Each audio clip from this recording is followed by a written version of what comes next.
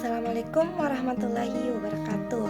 Perkenalkan, nama saya Nur Atika Inayah, NIM 2304450035 dari kelas BKD Angkatan 2023. Nah, maksud dan tujuan saya membuat video ini untuk menuntaskan ujian akhir semester mata kuliah teori-teori kepribadian. Baik, pada kesempatan kali ini saya akan membahas sebuah topik menarik yang relevan bagi banyak orang, yaitu prokrastinasi dalam perspektif teori kepribadian Alfred Adler antara rasa inferioritas dan upaya kompensasi.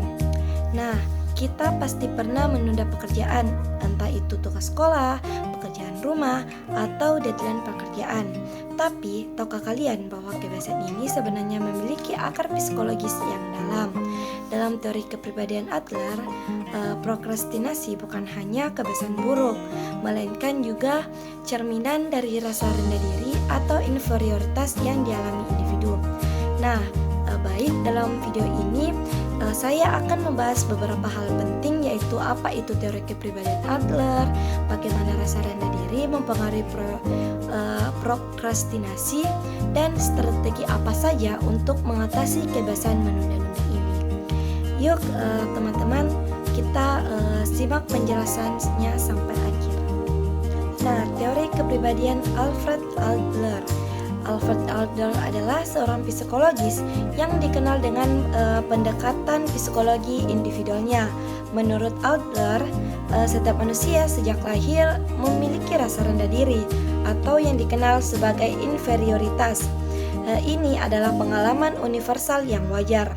Nah, rasa rendah diri biasanya dialami karena kondisi kita yang serba terbatas saat masa kecil, seperti ketergantungan pada orang dewasa. Namun, rasa rendah diri ini juga bisa menjadi pendorong untuk berkembang. Adler percaya bahwa kita secara alami memiliki dorongan bahwa untuk mengatasi inferioritas ini dan mencapai superioritas. Nah, apa itu superioritas? Superioritas sendiri adalah usaha untuk menjadi lebih baik dari sebelumnya. Tapi jangan salah, superioritas di sini bukan berarti ingin lebih unggul dari orang lain, melainkan menjadi versi terbaik dari diri sendiri. Sebagai contoh, ketika kita merasa kurang percaya diri berbicara di depan umum, rasa rendah diri ini bisa mendorong kita untuk berlatih dan mengembangkan kemampuan berbicara kita. Ini yang disebut kompensasi positif. Namun, tidak semua orang berhasil mengelola rasa rendah diri. Jika rasa ini terus dibiarkan, bisa muncul yang disebut kompleks inferioritas, yaitu perasaan tidak mampu yang berkepanjangan. Orang dengan kompleks ini, inferioritas, seringkali merasa tidak layak, tidak berharga, dan akhirnya cenderung menghindar tantangan. Selain itu, Adler juga menjelaskan konsep kompensasi. Kompensasi adalah cara individu menyelesaikan diri untuk mengatasi kekurangan. Misalnya, seseorang yang merasa kurang percaya diri dalam bidang akademik mungkin memilih untuk menonjolkan diri di bidang seni atau olahraga. Kompensasi ini bisa positif ataupun bisa negatif. Nah, selanjutnya itu prokrastinasi dalam perspektif Adler. Nah, prokrastinasi adalah salah satu perilaku yang sering muncul sebagai respon terhadap rasa rendah diri. Prokrastinasi sendiri berarti menunda pekerjaan meskipun kita tahu bahwa hal itu akan membawa konsekuensi negatif. Nah, dalam teori Adler, prokrastinasi dianggap sebagai bentuk mekanisme penghindaran.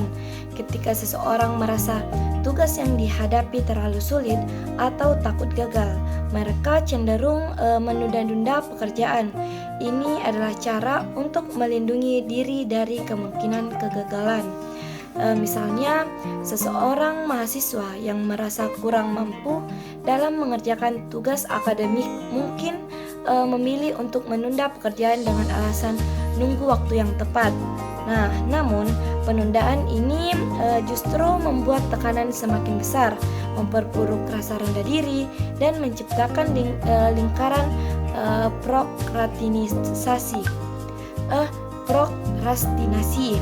Nah, Adler juga menyebut bahwa prokrastinasi adalah salah satu bentuk kompensasi negatif. Seseorang yang tidak yakin dengan kemampuannya lebih memilih untuk menghindari tugasnya, alih-alih mencoba dan mungkin gagal. Akibatnya kebiasaan ini menghambat pekerjaan pribadi.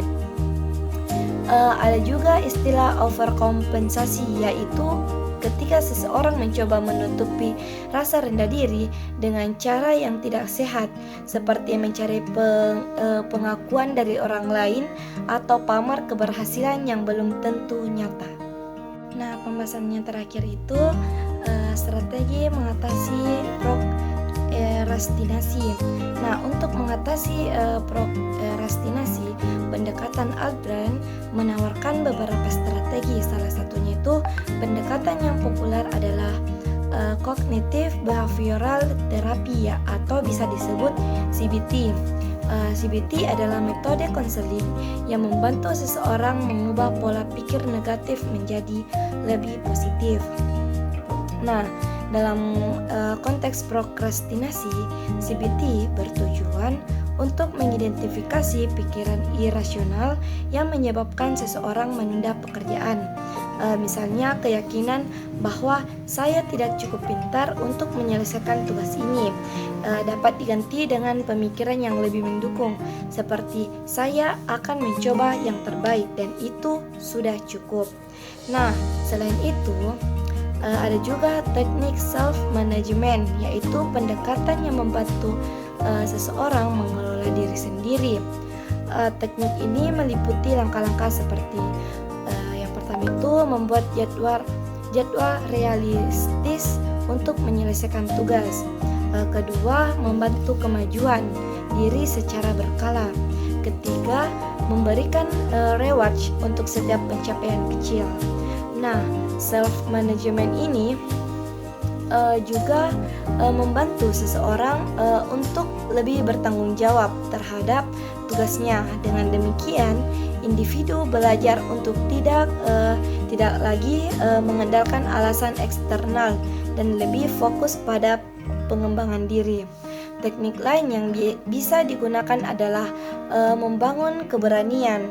Adler percaya bahwa rasa takut gagal dapat diatasi dengan mengambil langkah kecil dan berani menghadapi tantangan. Nah, baik, mungkin itu saja yang bisa saya jelaskan. Sebagai kesimpulan, prokrastinasi bukan sekedar kebiasaan buruk, melainkan juga cerminan dari dinamika psikologis yang lebih dalam. Dalam teori Adler, rasa rendah diri atau inferioritas bisa menjadi penyebab utama kebiasaan ini. Namun dengan pendekatan yang tepat seperti Cognitive Behavioral Therapy dan Self-Management, kita bisa mengatasi rasa takut gagal dan mulai produktif. Saya berharap penjelasan ini bermanfaat dan memberikan wawasan baru bagi kalian semua. Ingat, prokrastinasi bukan sesuatu yang tidak bisa diubah. Dengan usaha dan kesadaran, kita bisa keluar dari kebiasaan ini. Sekian dari saya. Jika ada